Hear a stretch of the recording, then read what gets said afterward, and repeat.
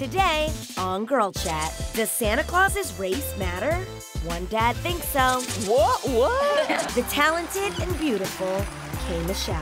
I know, this is so exciting. And some deals are just too good to pass up. Our deal is only $39. The Real starts now. This is our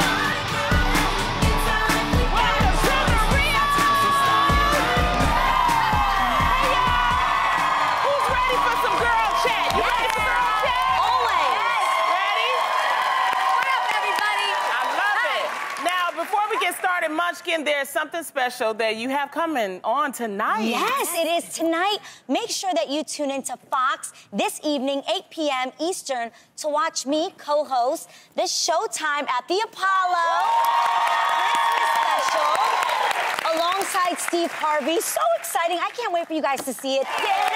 So much fun. You get so many great behind the scenes of people's experiences at the Apollo Theater, who their favorite legends are that have performed there. So awesome. Make sure you check it out. Yay! We are so excited for you. I love your dress too, Thank you. It was gorgeous. So Christmassy, and it's my favorite time of the year. I actually got a chance to also sing, which was awesome. Oh! Yes, and this Christmas, and I got out there. Hey, there it was. But excuse my facial expressions. I was clearly really into it. But it was so much fun. And I didn't get booed. Oh, that's So, see? I'm not gonna lie, even like when you get out there as like a professional, the Apollo doesn't play. They will still boo you. They don't care. Okay, Yes. even if you are. Now, New York this keeps is a it real. special, but there are other episodes, Yes, right? they'll be coming up next year, All right. Oh my goodness. Good for you.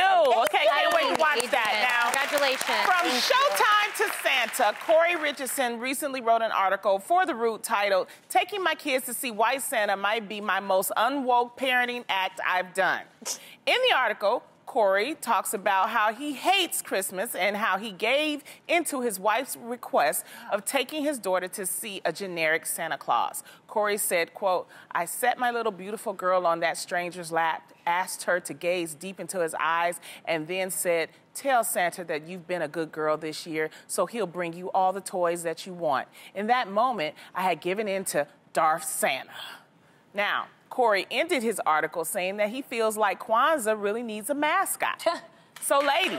Agreed. I can see that. That's sweet. Do you think it's unwoke for Black parents to take their kids to visit a white Santa Claus? But why does it have to be a white Santa Claus? Why can't it be just like Santa Claus? Okay, I'm obviously Latina. There's Black, there's white, there's Asian. There's so many different cultures and so many different races. My thing is, why do we make it about the race? Yes. And I also want to be careful that it's not bad to be a white Santa. It isn't. You know what I mean? Like, I think malls, honestly, if you really want to paint the world the way it looks, is have Santa come from all different parts of the country. Have different Santas represented because Santa has to work every day in December, right? We'll have a different Santa from India, have one from, you know what I mean? But it's okay Jamaica. if Like, Santa doesn't look like you either. I think we're just taking it too seriously, and that's not the purpose of it. The purpose is, you know, for the children to have fun, and we put too much on it. 100%. Santa is like the icing on the cake for my family, but I'm too busy teaching my kids the real reason for the season. Exactly. So I'm not even like focusing on the color of Santa. It is an issue, though. It is something that people talk about. Yeah. Well, my mama used to say, "I'm your Santa," okay? My mom was like... I do have a question, though. Like, Tam, as a parent, I'm sure you get this question. Obviously, your children are multiracial. Yes. You're biracial. How does that work, whether you take your kid to, like I don't... Well, for me and my experiences, it may be different for another family. Yeah. I mean, there isn't racism or anything like that in my family. Yes, kids, I think around 3 or 4 start to realize, okay, people look different. Right. But racism, I personally think, is taught. That it is. That stereotype of racism, like, connected, or the perspective of racism connected to color, kids don't really understand that concept at, for me, the age that they believe in Santa. Do you know what I'm saying? Yeah.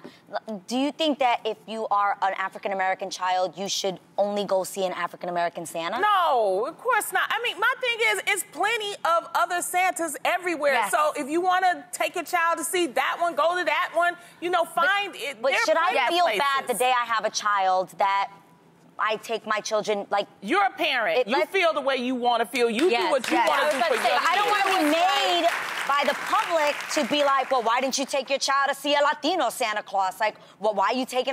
Because if I'm honest, social media is out there. Everybody has a voice and everybody has an opinion. And people may voice their opinion. But what do we feel about that when somebody's coming at you like you've done something wrong or you're not woke because you took your child to see a Santa that isn't the race of your child? And my concern is you just never put down another person's race just because you're flaunting your own. Yeah. Does that make sense? Be proud of your race, but don't put down others. This is just for the kids. Why are we making this out to be such a big deal? I think they're taking it. Why do you think I don't get it. Seriously. I don't get it. I just, no.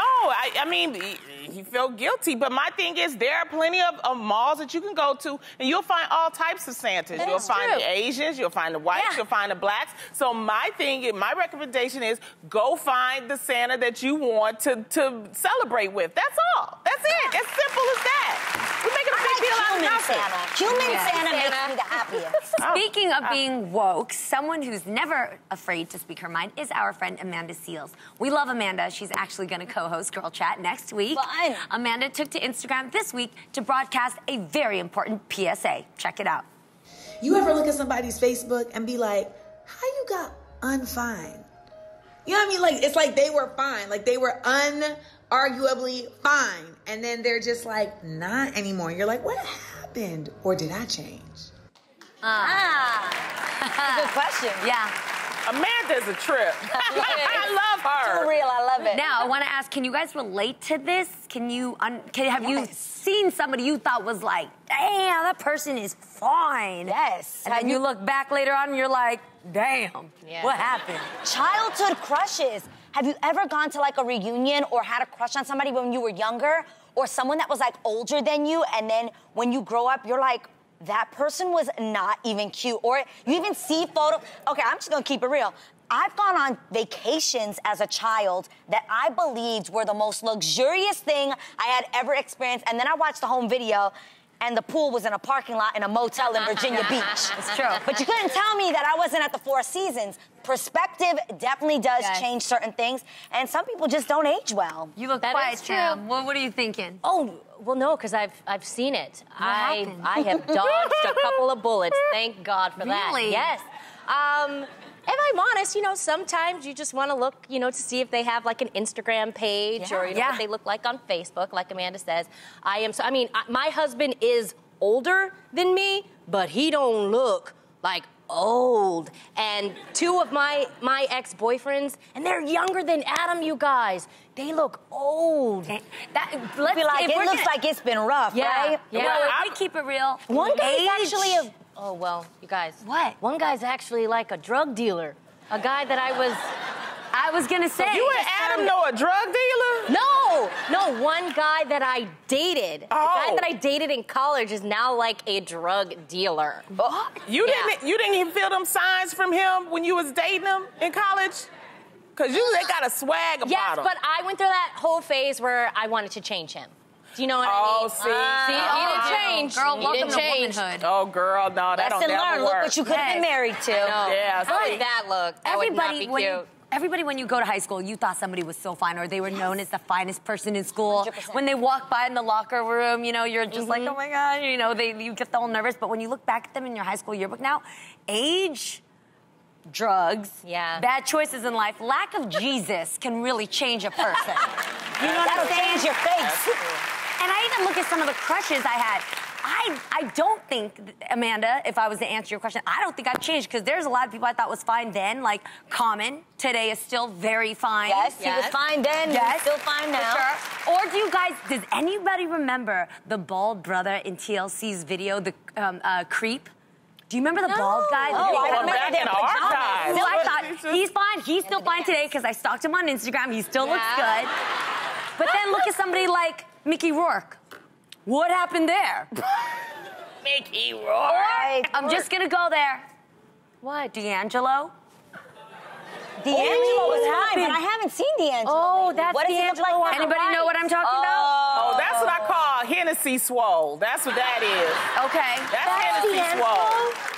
You gotta let that Hennessy go. I'm not gonna talk about anybody's weight gain because somebody could say it about me, but I will say No, I this. do it. I have that Hennessy swole all the time. Now, see, if I stop drinking Hennessy, let me tell you, I stopped for 3 months and I lost 30 pounds. I'm telling you. Yeah, hey, and you stop. 3 months? Yeah. It's nothing but sugar. Yeah, You know? But I will say this, that does play a big role. Have you seen somebody that maybe like younger girls that had like super curvy bodies and then the curve changes as they get older? And you're like, damn, yo, she's the girl that had like the popping, developed body and we didn't have nothing going on. Like who? I can't think I had girls that I grew up with that I was so envious, and I was like, oh my gosh, she has body, I don't have nothing going on. And then as they get older, some things don't sit up. But see, forever. this is the thing about, this is the message in all of this, is that if you're in high school and right now maybe you're not popping, don't worry, because the person that's popping could not be popping. Later on, you could be popping. Exactly. So that's the whole thing. That is so true. The grass is always greener on the other side. There's so many girls that we look at that were like, she was the most popular girl in school, or, you know, it was like voted to be like the most successful, and maybe nobody knew your name. Maybe you felt like you were a loser or whatever, and you can grow up to be incredibly successful. And life happens. And also appreciate what you got right now, Right. man. You don't know how long these are gonna be sitting up here. You gotta embrace it right now, man. Or get a good bra. I have to say, people used to call Tia and I in school the buckwheat twins because we have buck teeth. Now we're sister. Yes, you see? Tell them, Life can change. They picked on us, man. Be nice to everybody in school and They say used to kind call things. me Harriet Tubmans. You know, I'm just What? Why? throwing something out there. Why? Because I used to tell everybody to freedom. No idea what I'm saying. Oh my God. No, I take this conversation seriously though. Appreciate what you have right now, rock, and take care of yourself. Yeah, take care of yourself. yourself. Drink some water. More importantly, Drink some take care of water. your money too, because there's a lot of people who was rich back in the day and now they broke. And see, now I got money and I ain't loaning y'all none. So that's it. Yeah. Take care of yourself. Take care of yourself. You don't want to be the one that they're looking at the yearbook saying, Right? Yes. what happened to her? The most popular, huh? Now I'm on TV. How about that, bitches? Crutches to cake. The Kardashian clan recently had a bake-off on their holiday special, and Khloé was shocked to learn that her mom, Kris's infamous lemon cake, So good. actually came from a box. And even though Khloé's homemade strawberry cobbler won the bake-off, the family decided they still rather have Kris's cake on Christmas Eve. Boxes be damned. So, ladies, have you ever tried to pass off something store-bought as homemade before? Be honest. I'm just confused why they're saying her cake wasn't homemade.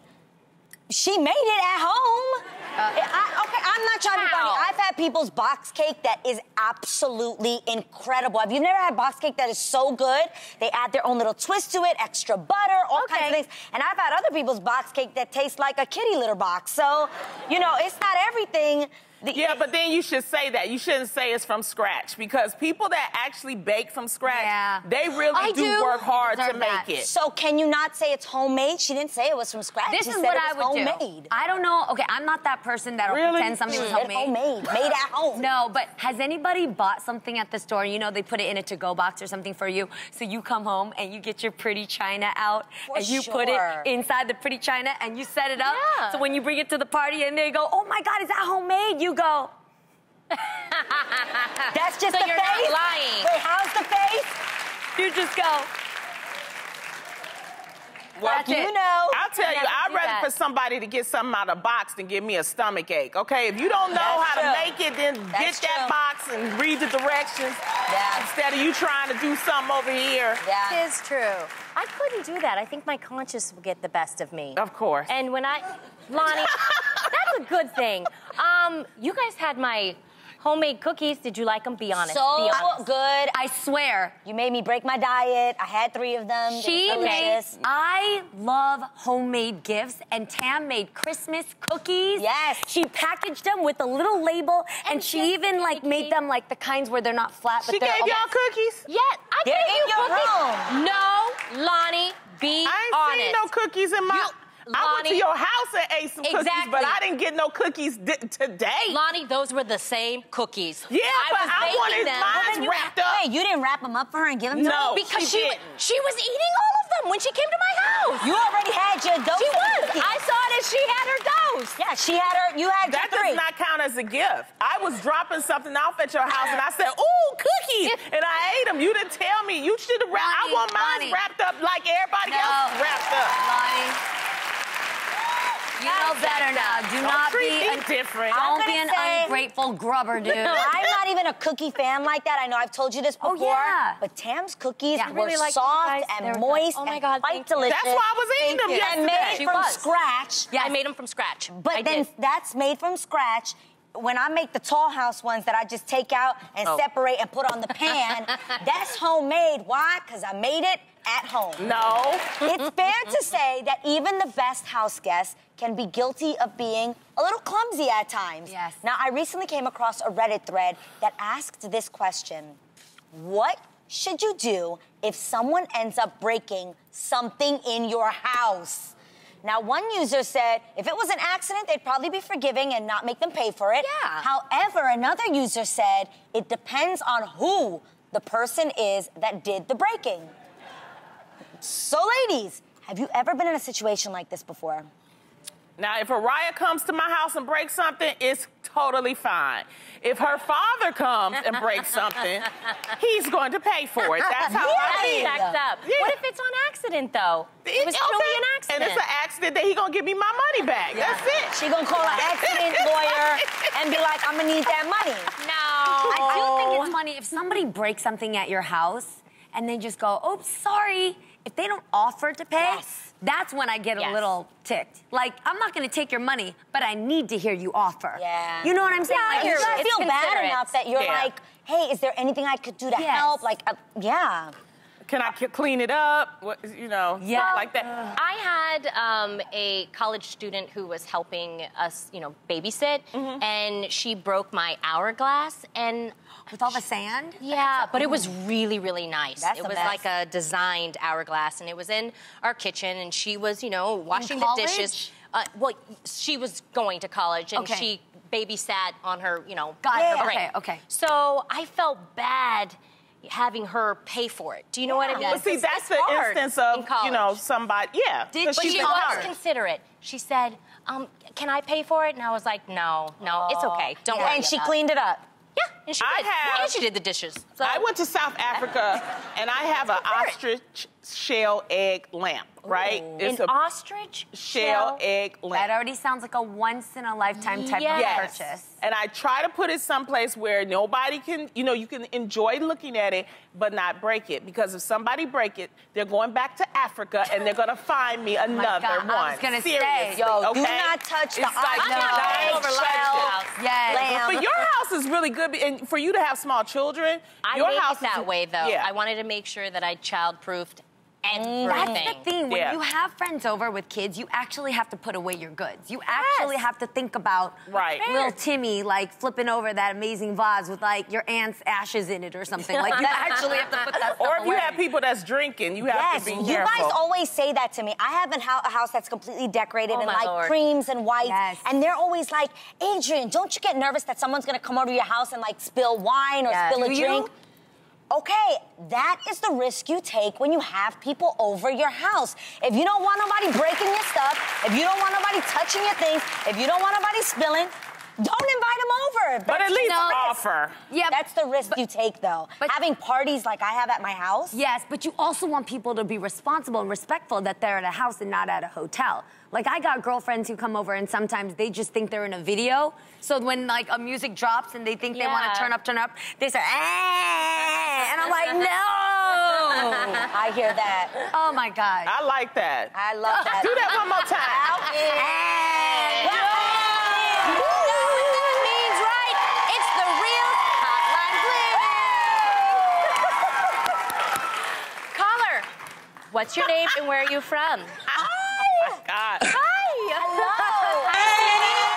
How are you? What's your name? Hi. My name is Khloé Green. I live in Mascouda, Illinois. Awesome. super Southern Illinois. Wait, move your camera down a little bit more so we can see who that is. Where's the baby? Show us the baby, girl. I got 4 babies. That's my daughter. She's so cute. You have 4 babies? I have triplet boys. Oh my goodness! Look at them! Oh my goodness! Wait. What are their names? Oh my gosh. This is Troy. Oh my gosh, they are. My ovaries just hit the beat. Oh my God. Oh my And gosh. this is Davis. Hi, Davis. Wait, so cute. So what are their names? Davis and... This is Davis. Uh-huh. This one's Elliot. Hi, And Elliot. this is Troy. Hey, Troy. And who's in your arms?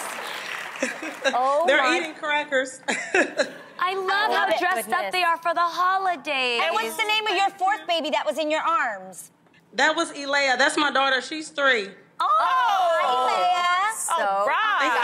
Awesome. So clearly you are beyond blessed. Who are you spending the holidays with?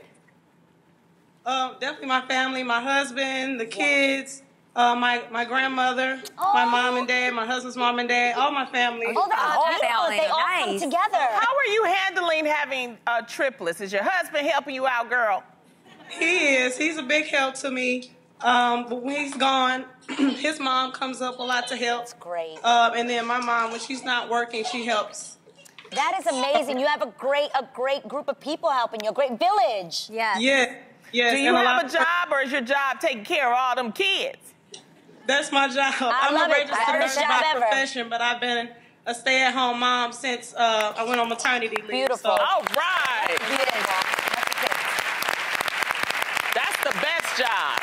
All right, so I know that you probably have a crazy Christmas list that you have to get for your kids. What is on your Christmas list, though? I'll just take a spa day. Like, seriously. I hear that. That's all I want. Well deserved. Well, we all want to help you make your holidays a little merrier. So guess what, Toya? We want to give you $500. Yes. So that you can treat yourself. A little spa day and then some. I love it. I love it. And take some pictures of yourself at the spa and send it to us, okay? Yeah, we want to see you having a good time. She's loved as the first guest on Love and Hip Hop. She's also an R&B singer and songwriter who just released her new album, Kimberly, The People I Used to Know, which debuted at #1 on the iTunes R&B chart. Please welcome K. Michelle.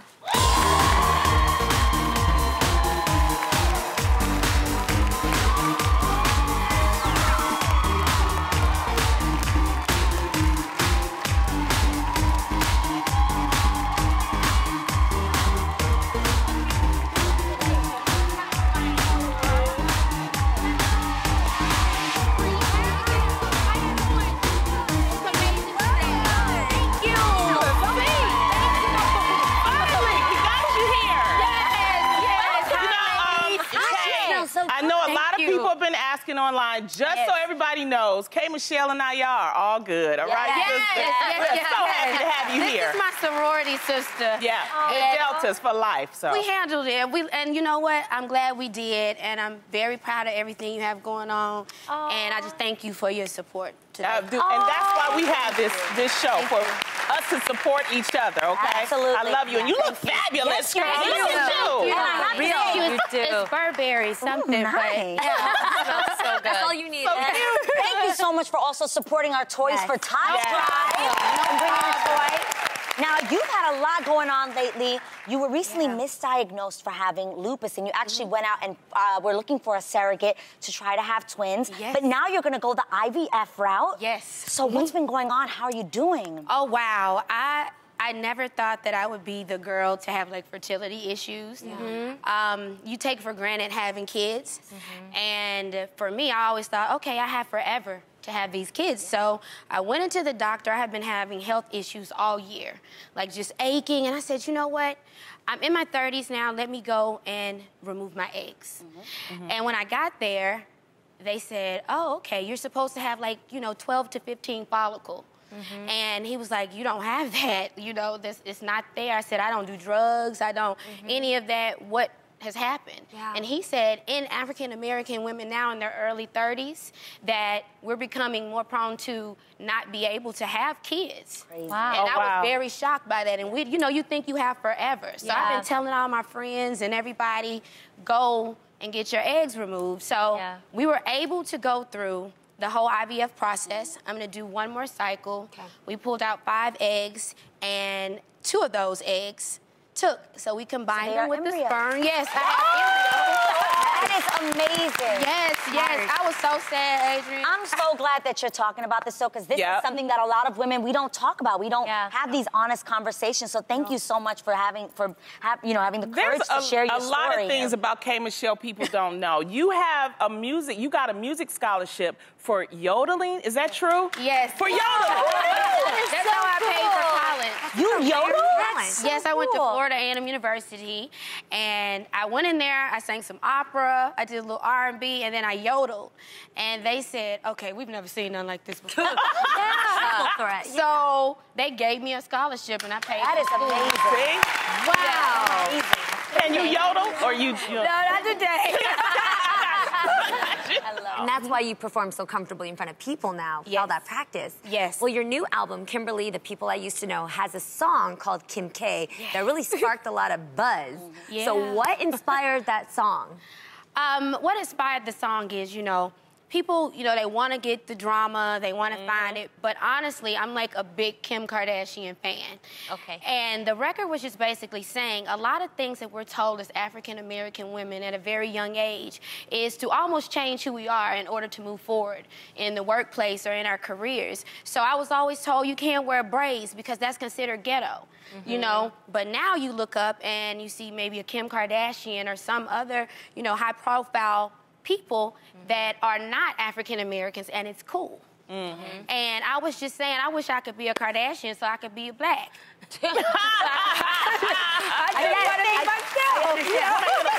Kardashians would think of the song if they heard it. I hope they don't think anything bad of it, because I definitely support them. They're building empires. They're out here killing it. I wasn't saying that. They're not the blame. You just want to do it too. Yeah, I'm just talking about society as a whole. You can't blame them as a whole for how society, tells black women they have to be. I told you she a Delta. She's smart, okay? Delta's smart. Thank you. Thank you. Well, I know that a lot of your fans love your music, but they also love you, so we actually got some questions from the viewers. At Love Rebel Shirls said on Instagram that you recently spoke about downsizing the enhancements that you made to your body over the years. Ask her about why body enhancements are so prevalent in the black community and advice she would give young girls on wanting to do the same, self-esteem, body image, etc. She must be a Delta too. For me, I've been very open. I've always been curvy. It wasn't enough.